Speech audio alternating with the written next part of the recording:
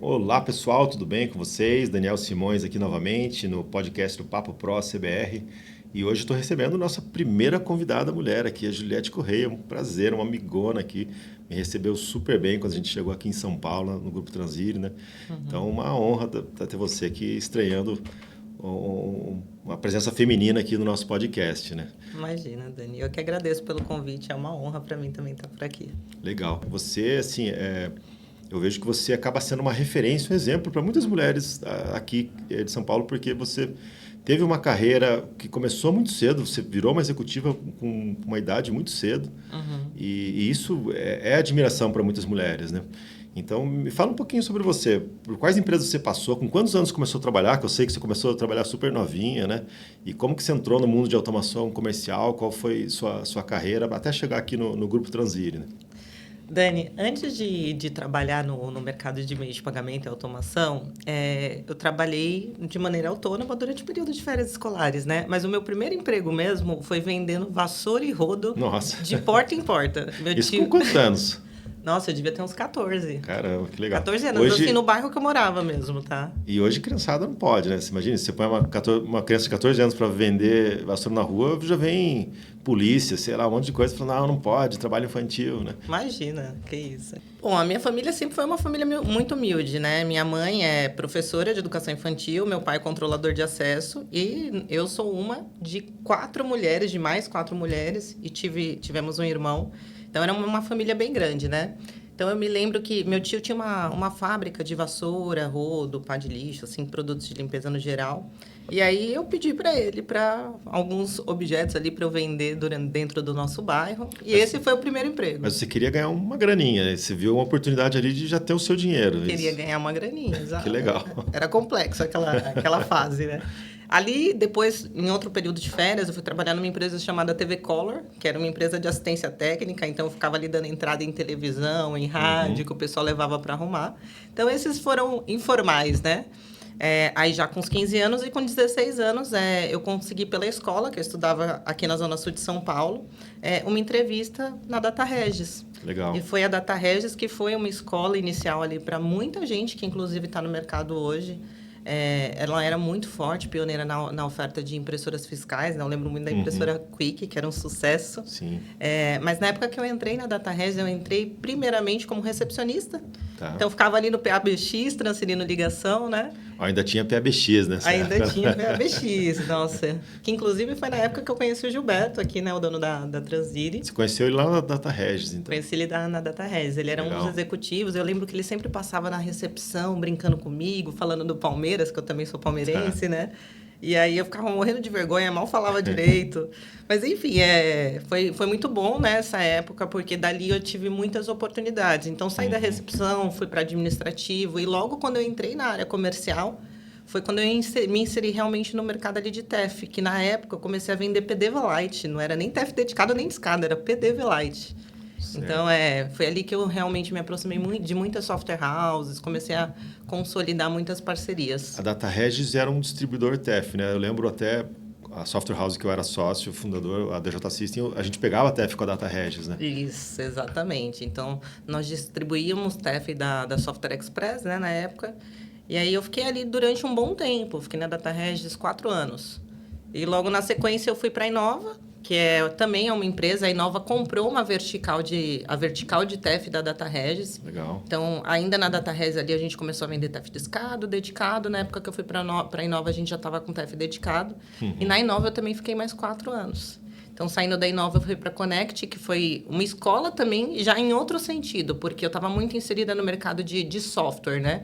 E na Inova e na Connect, além de vender VPN, né, para um pacote de TEF, a gente também vendia infraestrutura e hospedagem. Então, foi ali que eu aprendi muito sobre balance, hospedagem de servidores, que dá uma visão muito boa ali do que é necessário dentro de um ambiente de loja. E começa a trabalhar com clientes maiores, né? Geralmente, quem compra esse tipo de equipamento é uma conta maior, né? Exato. Na Connect, nós tínhamos várias contas grandes, né? Então, ali eu fiquei pouco tempo. Logo na sequência, eu fui lá para a Paygo.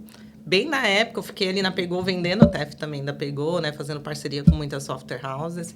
E bem nessa época foi o momento em que o C6 veio para comprar a Pegou. Legal. E eu lembro que quando eu recebi a proposta, a oportunidade de fazer uma entrevista aqui na Transire, eu fiquei super insegura.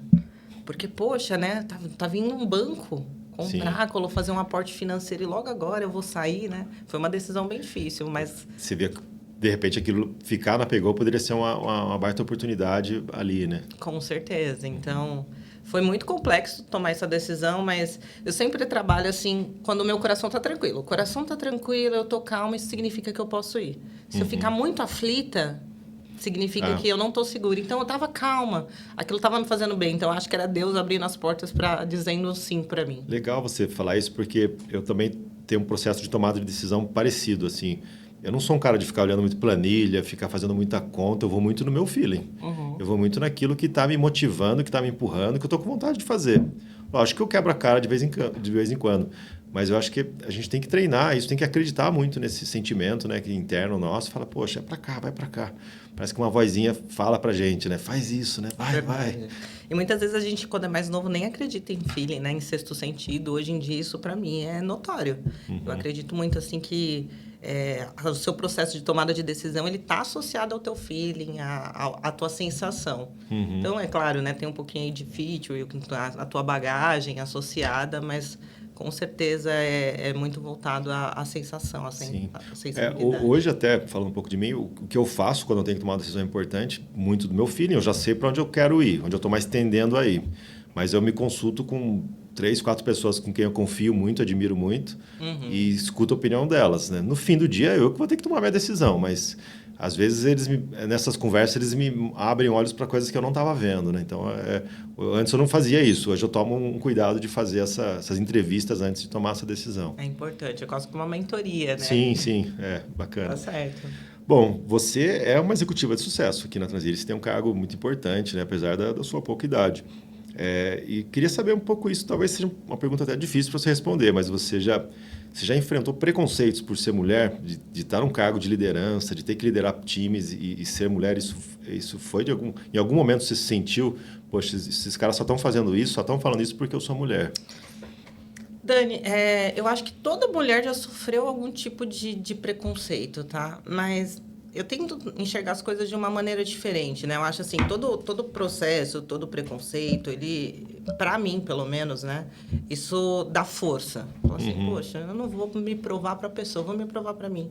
Não vou dar ouvidos para isso, sabe? Então, evidentemente, eu já ouvi várias coisas, mas eu sempre colocava isso ali numa caixinha e tentava dar o meu melhor. Tipo, se esse cara tá falando isso aqui, o problema é dele, não é meu, né? Exato, porque para mim, quando um homem tenta desvalorizar uma mulher de alguma maneira, só isso é por uma ela ser mulher, né? Isso é uma insegurança dele. Não deveria ser uma insegurança nossa. Então, a história ela já mostrou por muitos anos que as mulheres foram desvalorizadas, demoramos muito tempo para ter direito de voz. Hoje, evidentemente, isso ainda não foi resolvido. É mais do mesmo, né? Mas quantas vezes a gente escuta uma mulher falando que estava numa mesa de reunião e aí no meio do processo de fala um homem vinha e cortava, alguém dava ali outro foco, o homem repetia com outras palavras e outros homens apoiavam o que foi dito. A mesma coisa que ela falou. Então, assim, né? Infelizmente, é uma coisa que é real, que acontece e nós mulheres sempre teremos que dar o nosso melhor, né? Então... Tem que saber lidar com isso, né? Tem que saber lidar. Não adianta ter queixo de vidro e ficar com mimimi, que também não vai resolver, né? Exato, mas assim, tem coisas absurdas que a gente escuta. Por exemplo, você tá num dia mais estressante. Isso independe do gênero. Sim. E aí a gente escuta, tá de TPM. Nossa, gente, é o fim da picada, sim, né? Sim. Então, acho que o pessoal que tá vindo agora já sabe lidar muito melhor com essa diversidade, né? Então, acho que isso é coisa que logo é coisa do passado, né? Sim. Mas você acha que as mulheres precisam até se provar mais? Do tipo, poxa, vai entrar numa reunião, ela quer ser melhor do que todo mundo para provar que ela é uma mulher capaz. Você acha que elas acabam elas mesmas se cobram disso? Com certeza, com certeza. Eu acho que vai além do se provar, né? Muitas vezes você entra numa sala de reunião, você já é desmerecida, já é desvalorizada pelo fato de ser mulher. Então, até que você ganhe o seu espaço de fala e a pessoa que esteja do outro lado da mesa pare para escutar, né? Aí isso muda. Quando a pessoa para te escutar, vê o teu nível de conhecimento, isso aqui é boa. Vê por onde você já passou. Então, isso dá para ajustar, mas com certeza nós temos que nos provar 2 vezes. Sim, e qualquer deslize, aí, tá vendo? É mulher, não consegue, né? Ou seja, tem pouca chance de erro, né? Temos pouca chance, mas a gente dá o jeitinho. Bacana. Bom, você está hoje no Grupo Transire, né? Queria saber, assim, qual é o seu cargo aqui hoje, se você puder falar, né? E falar um pouco sobre o Grupo Transire, porque eu estou aqui, a gente está no prédio da Transire, né? Para quem não sabe, aqui a CBR fica na mesma estrutura do prédio Transire, nós ficamos no 4º andar. Então, a gente convive muito com o Grupo Transire aqui, lógico. E eles fabricam as maquininhas de cartões que todo mundo usa diariamente. Acho que todo mundo compra alguma coisa por cartão, todo dia pega um equipamento da Transire e muita gente não sabe quem é o Grupo Transire, né? Queria que você explicasse um pouco para a gente a grandeza do grupo, né?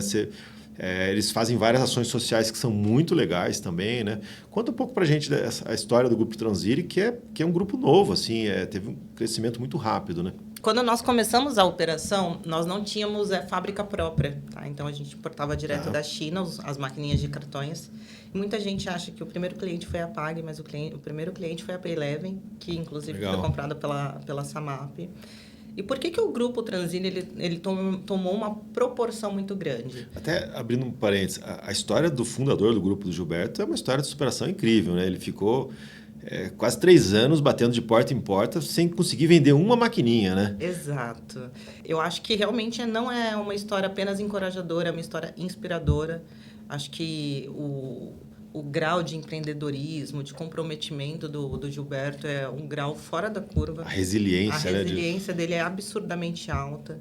Então, quando ele quer, ele realmente vai atrás. Quando ele coloca uma coisa na cabeça, não tem nada que faça ele mudar de ideia. Ele sabia que ele ia ter sucesso. Como que não desiste, né? 3 anos levando não. Mas ele, graças a essa resiliência, ele insistiu até que ele estava numa feira, né? E aí ele estava com as maquininhas ali. Eu lembro que ele contou uma vez para mim que ele estava nessa feira e aí veio uma pessoa do Banrisul, acho que se não me engano foi o Malafaia, e aí o Malafaia falou assim para ele: pô, Gilberto, isso aqui é o que a gente está procurando. Isso aqui é o Papa Fila. E aí ele brincou que ele não sabia que era o Papa Fila. Ele falou, é isso mesmo. É isso, eu trouxe o Papa Fila. Eu fiz para ser um Papa Fila. Então, assim, o Gilberto é muito legal essa história, não apenas pelo nível de resiliência, mas principalmente pelo nível econômico. A gente brinca aqui internamente que o Gilberto movimentou a economia do Brasil. Sim. Porque imagina antigamente, quando o mercado ainda era um duopólio, né? Que muitos empreendedores queriam ali abrir tua conta, ter a sua maquininha e não conseguiam crédito no banco. Não, a operadora falava assim, não quero você não tem dinheiro para estar aqui comigo. Era bem dizer isso. Não tem dinheiro, não tem lastro. Era super elitista você ter uma máquina de cartão, ou até você ter cartão de crédito. Era uma coisa elite. Exato. Quase que na época do telefone, lembra? Quando o telefone era caro? Sim. Então, assim, de fato, era muito elitista. E quando o Gilberto ele trouxe essas maquininhas, ele realmente democratizou o mercado. Então, muitos empreendedores que só conseguiam ali aceitar suas vendas no dinheiro passaram a ter o seu próprio terminal de pagamento. E, com isso, aumentar a ticket média, aumentar a receita, né? Isso movimentou, inclusive, a economia para nós, como usuários, pedirmos mais cartões de crédito, débito. Então, para mim, particularmente, é uma inspiração todos os dias estar aqui, porque eu sei que é uma empresa disruptiva, uma empresa que realmente mudou o mercado brasileiro.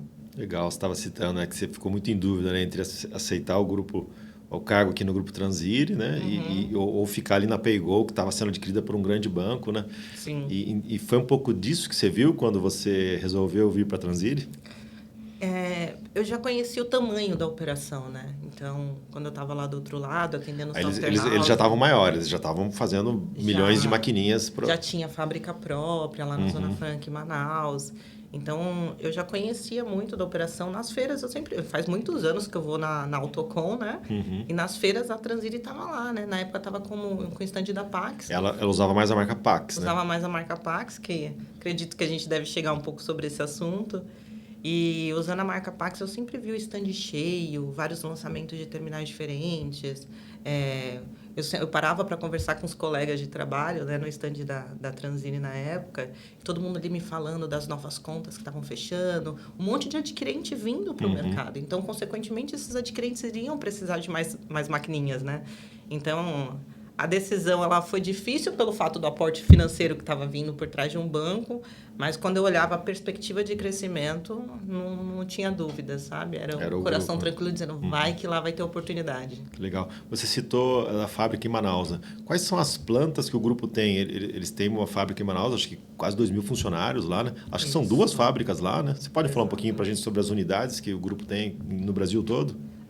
Lá na Zona Franca nós temos 2 unidades. A primeira unidade é a Cálidos, onde a gente recebe as placas, né? Recebe os componentes, na verdade. Tá. E a Cálidos bate placa. Então, legal. É ali componente a componente, soldagem. E, particularmente, toda vez que eu visito a Cálidos, eu fico extremamente impressionada e impactada. Sim. Porque é o nível ali de máquinas atualizadas, de SLA de produção, de capacidade a 99,8% o final de da linha, produtiva. Né? Então, é muito legal você ver o passo a passo ali, né? Ver ali a gente chama de stencil, né? Que é uma placa onde você coloca os componentes na primeira fase. Então, vem ali uma solda, passa pela solda, aí ela vai passando de fase a fase dentro do processo de linha, entra no forno para colar aqueles componentes, processo de qualidade, inspeção. Então, essa primeira planta é muito voltado para isso. Essa planta, inclusive, ela pode fazer muito além de POS. Pode fazer qualquer tipo de placa. Qualquer tipo de placa, ela bate placa. Exato. Então, placa de computador, de notebook, de controle remoto, de tornozeleira eletrônica, qualquer coisa. E aí, a segunda planta é a planta da Tectoy. Então, nós recebemos essa placa já preparada, já pronta para montar as maquininhas. Então, na segunda planta, a gente pega essa placa, faz a composição ali das partes plásticas, composição de aplicação, chave, claro, com todos os critérios de segurança, de PCI, né, que a gente tem certificação para isso. E dali em diante, a gente conclui o terminal para mandar para os adquirentes. A máquina sai pronta da fábrica da Tectoy. Exato. Então, ali nessa planta, a gente consegue fazer toda a personalização. Então, colocar o equipamento da cor do adquirente, colocar as aplicações e as chaves pertinentes àquele pedido, né? Então, nós temos todo esse processo. E no total dessas 2 plantas, aí a gente está falando aí de 1.700 funcionários. Legal. E assim, você fazer a maquininha tem um complicador muito maior. É uma máquina, ela tem uma certificação PCI de segurança, né? Então, essa questão de chaves, injeção de chaves, é tudo muito sigiloso, tudo com muita segurança. É regulamentado pelas bandeiras, por um monte de gente, né? Não é fácil conseguir isso, né? Regulamentação ABEX dentro desses postos, que são os postos sensíveis, a gente tem todo o sistema de monitoramento. Então, todas as regras de compliance ali, a gente tá dentro para fazer as maquininhas. Aqui em São Paulo, a gente tem o prédio que a gente está aqui, né, na Consolação, que é um lugar fantástico, adoro o nosso escritório aqui na Consolação. É lindo mesmo. E a área é muito gostosa, né? Eu adoro o bar, tem um monte de bar em volta aqui, um monte de restaurante, né? E a fábrica em Cotia também, que é uma fábrica mais de reparos, né? Exato. Então, aqui em São Paulo temos essa planta, aqui na Consolação. Então, é um prédio de 12 andares, com todos os andares ali tem as áreas administrativas, colaborativas da companhia. E em Cotia é toda a parte da Transire Serviços, onde fica um reparo de terminais, né? Então, todo o processo de pós-venda. Legal. Porque as maquininhas, para quem não sabe, elas têm uma vida longa, né? Então, ela passa por um refit, como que você chama quando a maquininha tá meio capenga lá e ela vai para a Cotia, ela sai like new, né? Ela sai como se fosse uma máquina nova. Like new, refurbish, né? Então, é deixar o terminal novo de novo. Então, se ele tá ali se é um terminal com teclado, troca a tecla, troca o display. Se for um problema na tampa de bateria, tampa de impressora, a ideia é que, esteticamente, ele esteja novo de novo. Isso tudo já é fechado com o comprador do terminal. É uma venda e tantos like news durante o ciclo de vida daquele equipamento, né? Exato, né? Via de regra são 5 anos para depreciação, né? Então a gente tem ali uma garantia, um processo de manutenção padrão que a gente negocia com cada contrato, né? E aí os terminais que voltam fora desse período a gente considera como um mau uso, mas tem uma negociação com cada cliente. Legal. E o grupo faz muitas ações sociais, né? Que a gente falou. Lá em Manaus, aqui em São Paulo também. Você pode falar um pouquinho sobre essas ações? Claro, isso é bem legal. Inclusive, é pouco explorado, né, pela companhia. Mas a gente sempre está muito inserido nessa frente, né? Então, tem um case que eu acho assim, fantástico de contar que durante a pandemia, todo mundo aqui no Brasil sabe o que aconteceu em Manaus, A falta de oxigênio, né? No mundo inteiro, mas em Manaus foi muito crítico. Então, muita gente ali perdeu a vida. Se você parar para conversar ali a cada 10 da nossa linha de produção, com certeza algum deles vai ter algum parente que ele perdeu durante a pandemia. Então, nesse tempo, o que o Gilberto fez que foi bem interessante? Ele montou um hospital de campanha. Legal. E ali ele desenvolveu uma cápsula chamada Vanessa. Então, a cápsula Vanessa era para ajudar na parte de oxigênio, né? Fora as ações que ele fez mesmo durante a pandemia, né? Ele, nesse hospital de campanha, ele atendia, tinha muitos leitos lá. Trouxe a equipe para dar todo o suporte de enfermagem. Que bacana. Então, esse case para mim é fantástico. Muitos empresários hoje no Brasil, né, participam de projetos sociais e divulgam isso. O Gilberto ele já é um pouco mais contido, né? E essa é uma iniciativa que eu acho que vale a pena ser dita. Assim como ele tem várias outras, né? A gente tem aqui o nosso programa de jovens aprendizes, então são crianças ali que a partir de 16 anos saem dos orfanatos e vêm para a nossa operação. Vários trabalham aqui no grupo, né? Sim. E fazem carreira aqui, né? Fazem carreira aqui.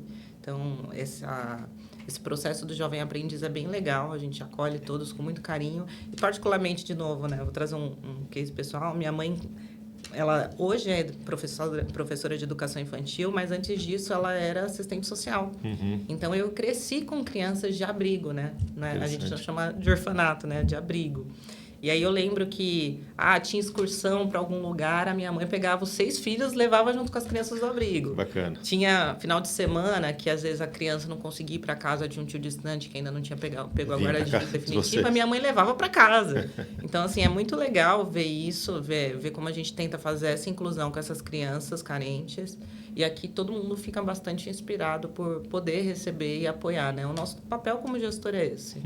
Tem lá em Manaus também tem o Instituto Cálidos, é isso? Que é uma faculdade ou...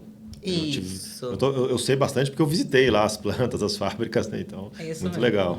Então, lá em Manaus a gente tem uma parceria com a UEA, que é a Universidade do Estado do Amazonas, né? Então, ali a gente recebe muitos jovens para fazer formação através da universidade. E muitos desses jovens, quando eles se formam, eles já têm ali uma vaga garantida dentro das nossas plantas fabris, né? Fica até uma forma de um celeiro para criar mão de obra qualificada que você precisa ali para a fábrica, né? Exato. E para nós também, na contrapartida, é excelente ter uma universidade como a UEA presente na nossa trajetória, porque a UEA, além de formação, ela tem outras iniciativas. Então, por exemplo, a UEA ela faz toda a parte de inspeção de terminal.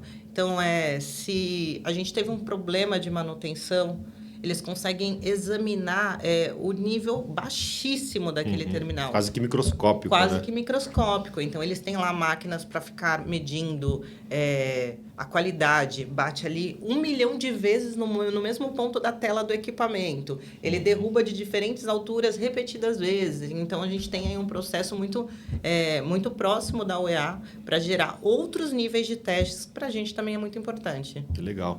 Você citou que uma das fábricas tem o nome Tectoy. Aí eu queria te perguntar da marca Tectoy. Ela não era do grupo Transire, né? Como que é a história da Transire e a Tectoy? Por que a Transire hoje usa a marca Tectoy? Isso é muito interessante também, porque quando a gente começou a operação, a gente precisava de uma planta lá em Manaus e a gente não tinha esse espaço. Então, a gente pegou um pedacinho da planta da Tectoy, que era um outro Devia estar subutilizada, que talvez uma marca que não tivesse mais tão em evidência ou fazendo muitos... Eles faziam games, né? Então... Exato. Então, tinha um espaço ali para a gente aproveitar essa operação. E aí, nós ficamos um bom tempo produzindo ali terminais dentro da planta da Tectoy. E aí, quando o dono da Tectoy, ele comentou para o Gilberto que ele queria vender a empresa, não para ele, né? Poxa, eu quero vender a empresa e tal, você consegue me indicar alguém? Ele falou, eu quero a empresa. Então... Ele brinca, que ele fala assim, né? Poxa, quando eu era criança eu não tinha dinheiro para um Atari, agora eu tenho a Tectoy, né? A Tectoy inteira.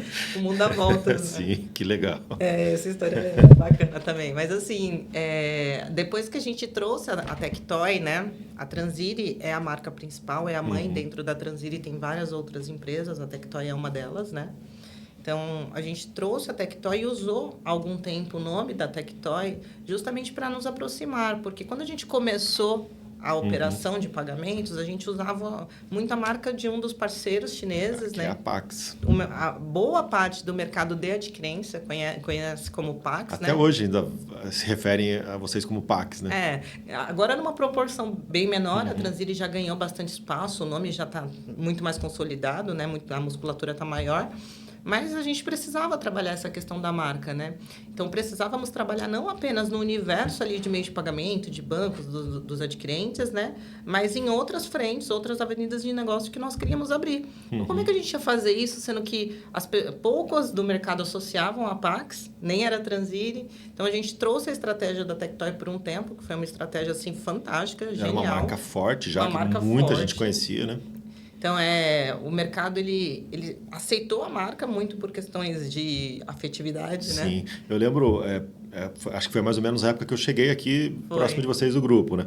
E a gente estava fazendo um roadshow, se não me engano, em 2022, né? 2022, nós passamos por 14 estados, sim. né? E a gente chegava com as camisas Tectoy, o pessoal no aeroporto parava para olhar, né? O pessoal já abria um sorriso, nossa, Tectoy!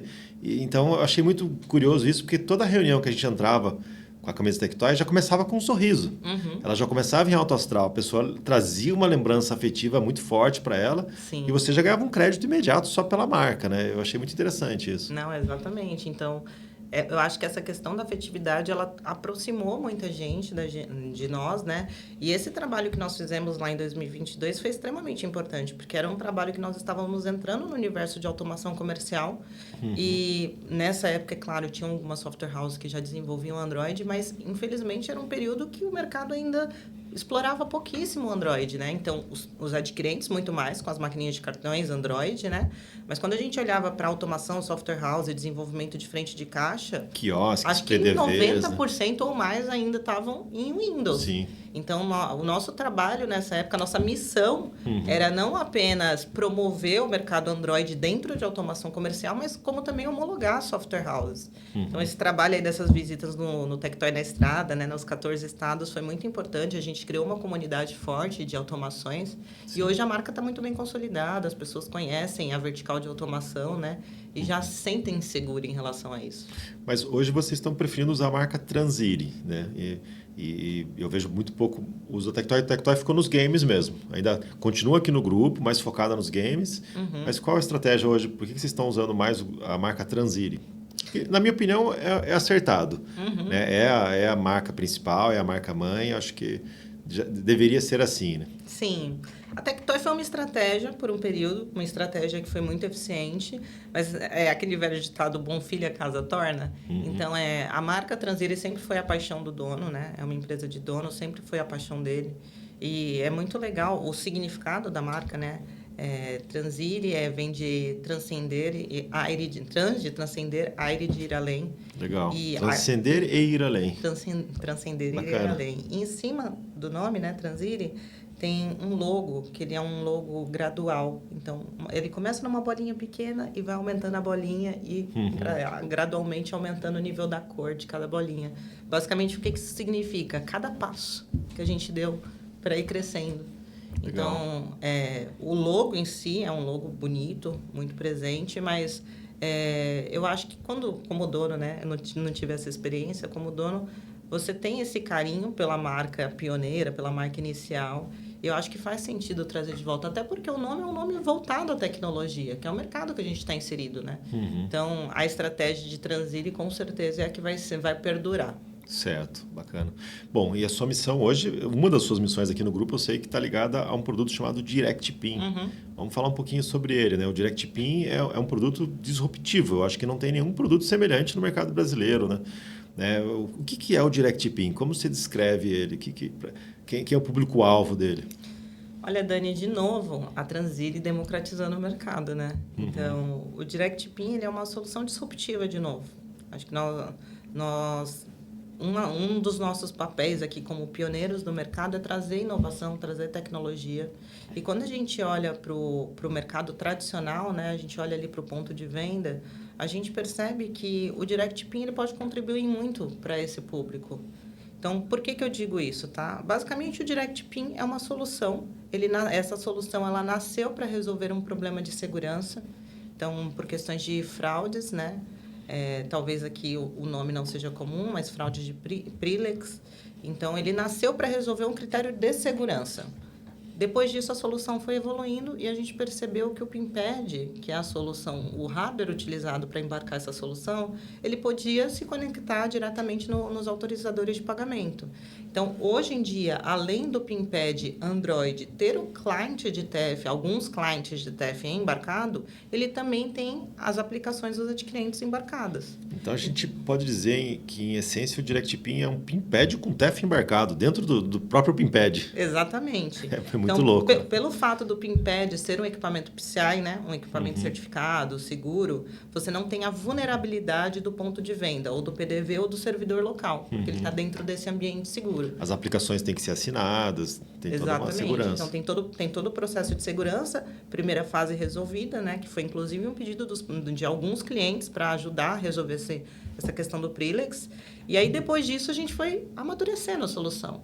Então, fomos colocando ali mais adquirentes, comunicando. Então, hoje a gente tem cases diferentes, usando com TEF, usando com adquirentes para comunicação direto. Isso pode mudar tempo de comunicação, isso pode mudar custos, pode mudar margem para quem está distribuindo a solução de TEF. Então, existem diferentes modelos de negócio para cada perfil de cliente. Simplificação, né? Porque aqui no CBR a gente é um distribuidor TEF, né? E a gente sabe que quando a software house vai num cliente instalar o TEF, ela tem que instalar o cliente, tem que instalar, configurar, muitas vezes ligar um VPN. É um processo que talvez ela demore ali de meia hora a uma hora para deixar rodando, né? Sim. Agora, você chegar com o PIMPAD que você espetou e está funcionando, já está tudo configurado, embarcado dentro do PIMPAD, né? Exato. Então, é muito fácil usá-lo, né? Porque, basicamente, na hora que o PIMPAD chega no ponto de venda, você digita o número de série do equipamento num portal. E aí, esse portal ele vai te dar um token que você vai digitar na tela do PIMPAD quando você ligar. Então, ele já está configurado. Ele já está associado ao portal, né? Então, lá no portal, você consegue fazer todo o processo de gestão da conta. Roteamento, tudo. Se crédito vai para onde, débito vai para onde, tudo isso no portal, né? Não apenas roteamento, mas monitoramento, né? Então, você consegue ver se ligou, se não ligou. A gente não mede transacional, mas eu consigo saber, por exemplo, se está acionando módulo da tarja magnética, do chip ou do NFC. Eu consigo fazer toda a parte de MTBF dos terminais através dessa outra solução. O que é MTBF? O MTBF. Imagina o seguinte, quando você tem um parque de terminais na rua, você precisa fazer gerenciamento desse parque, né? Então, o MDM é uma solução que a gente oferece em conjunto do DirectPIN para você fazer a gestão do parque. Então, através do MDM, você consegue mandar atualizações de aplicações remotas. Legal. Você consegue medir por onde está sendo acionado, que é o que eu comentei sobre tarja, chip, NFC. Você consegue medir consumo de memória, de bateria. Você tem outras features que você pode aproveitar dentro dessa ferramenta, como, por exemplo, inserir uma mensagem na tela do equipamento. Uma propaganda, talvez. Propaganda. Você consegue bloquear o hardware por inadimplência, por exemplo. Você consegue travar uma cerca eletrônica. Então, por exemplo, esse equipamento ele só funciona num raio de 1 km. Daqui para fora, se ele sair, ele é bloqueado. Então, tem várias features diferentes que você pode interagir dentro da ferramenta. Então, esse MDM é uma das aplicações que já vem pré-instaladas no DirectPIN. Vem um cliente ali dele. Ela é opcional e aí a gente modula o pacote de acordo com cada cliente. Entendi. Que a própria software house, muitas vezes, pode fazer atualizações do software dela que esteja rodando ali no DirectPIN. Exato, né? Não vamos acessar via TeamViewer, né? Já ficou no passado o TeamViewer. A ideia é realmente dar mais autonomia, né? Ser mais mais rápido. O cliente, no final do dia, vai sofrer na ponta com o PDV parado, né? Então, nós, como provedores de soluções, temos que ser mais eficientes. Legal. Hoje, quando a gente fala de transações financeiras, TEF, a gente vai passar por uma adquirente. Quais adquirentes já estão hoje no DirectPIN e quais devem entrar no futuro próximo? Legal. A primeira foi a PagBank. Inclusive, é bem interessante contar isso. Na Autocom. Um hackathon, né? Nós fizemos um hackathon na Autocom. E, basicamente, o que foi ali? Um hackathon muito simples, onde nós convidamos algumas software houses, 50 participaram. E a ideia é que essas software houses fizessem a chamada de pagamento para o PIMPAD. E do PIMPAD a gente já tinha ali a comunicação com a PagBank. E elas fizeram isso, acho que em um dia. Algumas em menos de um dia, né? Em menos de um dia. Porque é muito simples, né? Porque basicamente hoje a gente já evoluiu bastante com a maturidade da solução. Existem outras formas de integrar, mas quando a gente lançou era uma chamada via porta-com, via serial, que é o tradicional de mercado. Então, basicamente, a software house tinha que acionar o PIMPAD via porta serial. Isso foi feito ali com muita eficiência por essas 50. A gente gerou vários video cases, né, durante o evento. Algumas delas começaram a promover as soluções, já tem alguns clientes na rua funcionando. Então, inicialmente foi ali com a PagBank, durante a Autocom. E depois da PagBank já entrou também Cielo, já entrou a PIMBank, o Safra e a Get já estão ali em fase final de certificação, né? E já tem outras 12 aí no nosso roadmap. Caramba, outras 12. Então, outras 12. Que legal. Então, assim, todo mundo enxerga muito valor na solução, né? Então, a partir do ano que vem, a gente já deve ter um roadmap aí com um engajamento muito forte no nosso time de desenvolvimento, que está trabalhando arduamente para trazer cada vez mais para dentro do PIMPAD, né? Então, acredito que no ano que vem a gente já vai estar com um corpo muito maior. Tá. Agora, parece bom demais para ser verdade. Custa caro? A gente está falando de um PIMPAD Android, né? Ele é mais caro que um PIMPAD não Android tradicional? Bom, Dani, essa pergunta é curiosa, né? Porque eu não sei por que o mercado olha os nossos produtos e já acha que é caro. Ele é bonitão assim, fala, nossa, que deve ser caro, né? Bonitão, ergonômico. Eu lembro da linha de automação mesmo, era muito assim, poxa, mas isso aqui, né, deve ser caro. O triplo do valor, imagina, não é?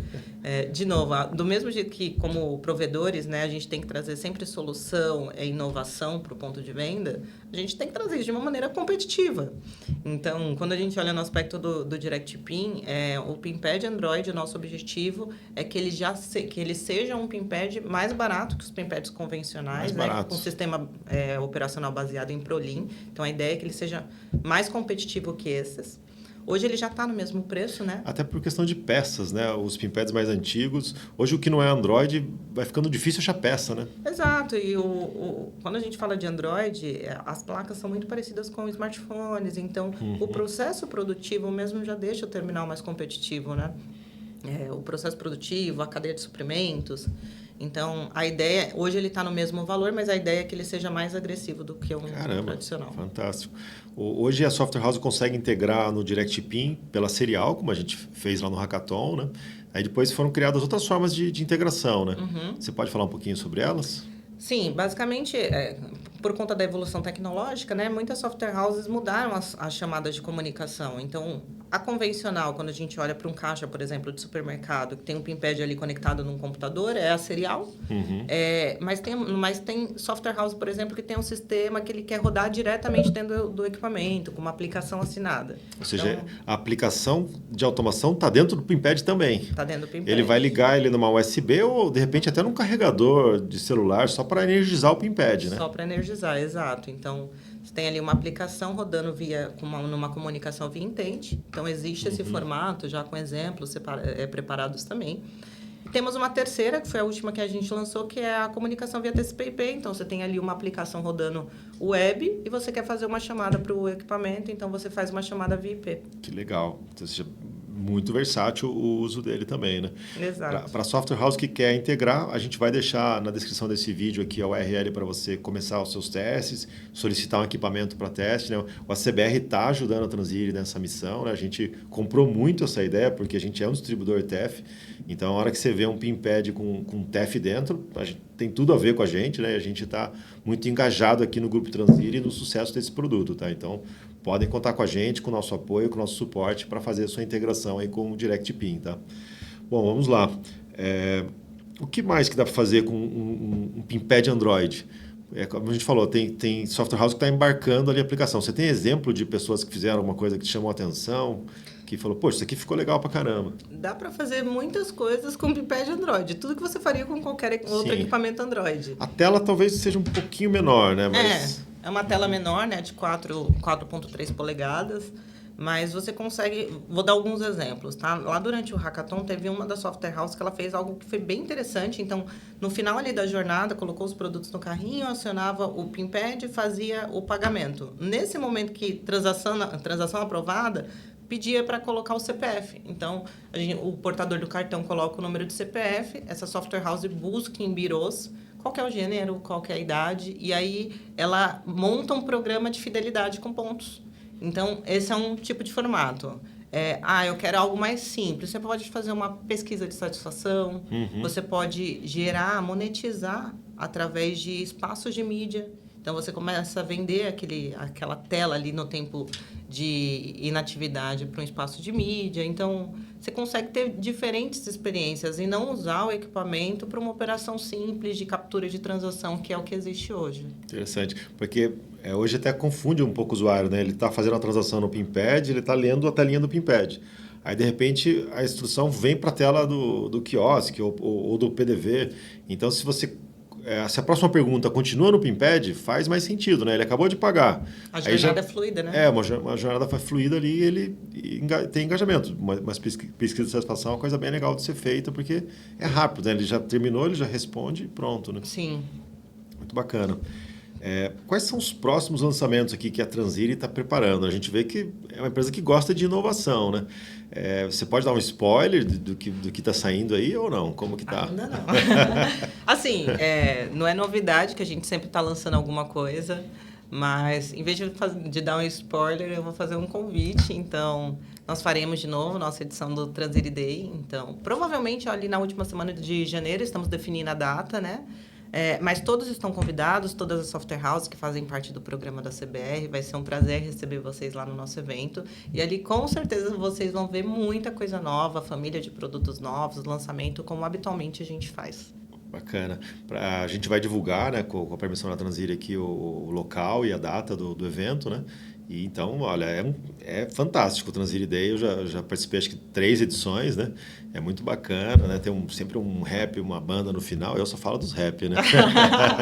Mas assim, um cara boêmio. Mas assim, sempre um lugar muito bacana para fazer network e conferir as novidades aqui do Grupo Transire em primeira mão, antes do mercado todo vai lá. É um evento que reúne não só software house, o pessoal de adquirência também vai lá, né? O pessoal que está ligado aí às grandes adquirências, bancos também, né? Quem é o público-alvo do Transire Day? Basicamente, a gente abre ali para vertical de meio de pagamentos, então tem muita adquirente, subadquirente, né? Mercado de fintechs. Aí, para o mercado de automação, então tem muitas software houses, muitos parceiros de TEF também. E aí temos, às vezes a gente convida também algumas revendas, aí vai depender do tamanho do público, né? Porque...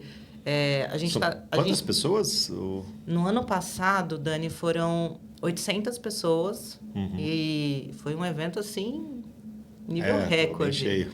Nível recorde. E eu brinco nível recorde, não pela quantidade de pessoas, mas porque a gente decidiu fazer e num tempo curtíssimo definimos cronograma, definimos banda, organizamos espaço, organizamos palestras. Foi o Poderoso Ninja, né, que palestrou no ano passado. Foi o Poderoso Ninja, né? Mas no ano passado a gente teve palestras muito interessantes. Eu palestrei. Com você, né? Então, você é presença ilustre.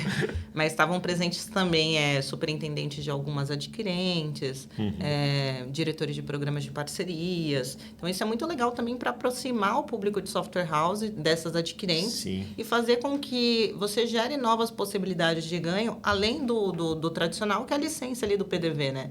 Então, como é que você consegue, como software house, fazer parte do arranjo de pagamentos, monetizar? Então, é um evento muito importante para a network também. Desde que a gente começou a fazer o dia da CBR, eu comecei a frequentar muitos eventos aqui em São Paulo e em outras cidades. E eu acho que o Transire Day tem isso que você citou, que é bem único. Você vai estar no mesmo local com adquirentes de software houses. A adquirente quer encontrar com a software house, a software house quer adquirir. Mas acho que o único evento que está os dois públicos é nesse do Transire Day, né? Porque acaba reunindo realmente esses dois públicos, né? Tem eles como cliente dos dois lados ali, né? E assim, e cada vez mais a gente enxerga que o mercado de automação está indo para dentro do terminal de pagamento. Então, é importante para o adquirente a aproximação com esse público, que, é claro, muitos adquirentes já têm seus próprios programas de parceria, mas como é que cada vez mais você traz aquela software house regional, né, que muitas vezes não tem acesso à presença desses grandes adquirentes, para você conseguir não apenas credenciar novos clientes, que é o objetivo, né, do lado do adquirente, mas do lado da software house e também monetizar através do arranjo de meio de pagamento. Sim, então, realmente bacana. é um evento único. Legal, bacana. Então, logo a gente divulga aí as inscrições do Transire Day, não perde, que é muito legal, aqui em São Paulo, evento presencial. A Transire vai estar na Autocom? Com certeza. Tá, sempre com um stand muito grande lá, né? Sim. E eu lembro, no ano passado, a gente fez uma área de palestras ali, foi muito legal. Fizemos um hackathon com a PAG, seja sempre com muitas novidades na Autocom, né? Bom, agora uma pergunta pessoal para você, Ju. O crescimento aqui do Grupo Transire foi muito rápido, né? Assim, em 5 anos a empresa saiu de 0 a bilhão, vamos dizer assim, né? Então, eu não conheço empresas que tenham uma trajetória tão acelerada assim e que tenham dado certo, porque às vezes esse crescimento acelerado também pode quebrar uma empresa, né? Uhum. Se ela começa a ficar caótica, ela começa a ficar... E o grupo aqui, um pouco com toda essa resiliência do dono, né? E essa vontade de querer vencer, acho que inspirou todo mundo a conseguir isso em tão pouco tempo, né? Mas assim, queria saber de você, é desafiador trabalhar num local desse que tem esse crescimento vertiginoso, que está sempre inovando, está sempre criando produtos novos? Isso, de alguma forma, é desafiador para quem trabalha num local assim? Com certeza, Dani, mas eu acho que isso é muito bom no final do dia, né, profissionalmente falando. Até porque nós estamos no mercado de tecnologia, é um mercado que por si só é um mercado que constantemente está evoluindo. Então a gente tem que estar sempre antenado de tudo que está acontecendo, tem que estar sempre conversando com muita gente para ver o que pode encaixar de produto, de solução, como é que atende. Não apenas produtos, solução, serviços, como é que a gente consegue melhorar uma oferta de serviço, levar uma solução em combo com uma proposta de valor. Então, é desafiador, sim, pelo nosso mercado e juntando com o desafio do próprio DNA da companhia, eu acredito que seja uma somatória extraordinária, porque a gente tem aqui áreas dedicadas só para trabalhar tecnologia, Inovação. só para trabalhar inovação. Como é que a gente traz, por exemplo, inteligência artificial para dentro da nossa proposta de valor?